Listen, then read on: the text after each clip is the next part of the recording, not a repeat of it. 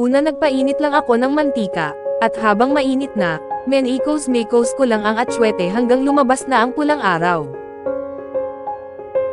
Nung maganda na ang kulay na parang regla, nilagay ko na ang bawang ni Marta, saka ko sinunod ang luya at sibuyas ni Juan, haluhin lang hanggang yung aroma ay lumabas.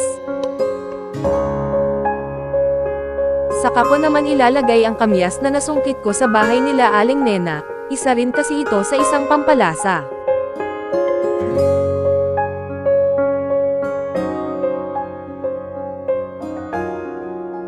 Ilalagay ko na ang palaka, para naman maluto at mahanap na ni Kaka habang nakadapa sa silong.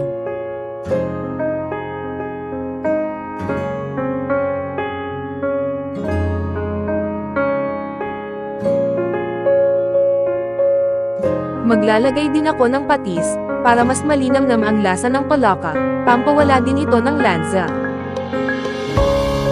Maglalagay din ako ng magic sarap at paminta.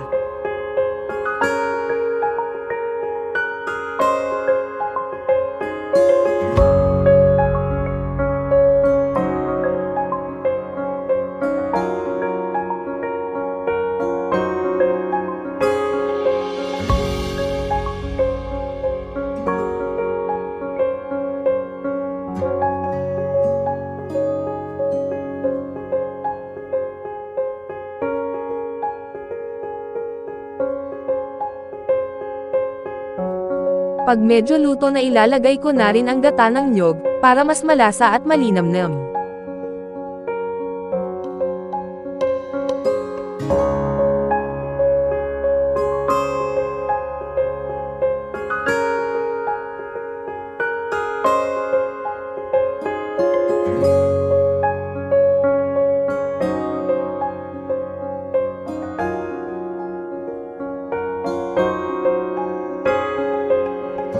At ang panghuling sangkap ay dahon ng sili. Pinitas ko lang ito sa kapitbahay naming maganda dahil bibigyan ko din siya ng palakang may buhok.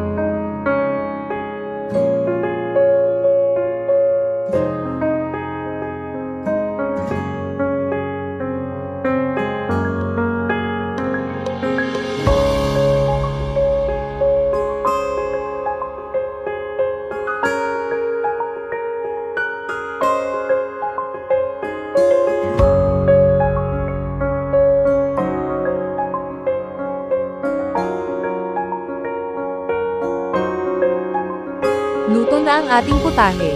Dadalan ko na ang kapitbahay kong maganda para ipalasap sa kanya ang palakang may buhok.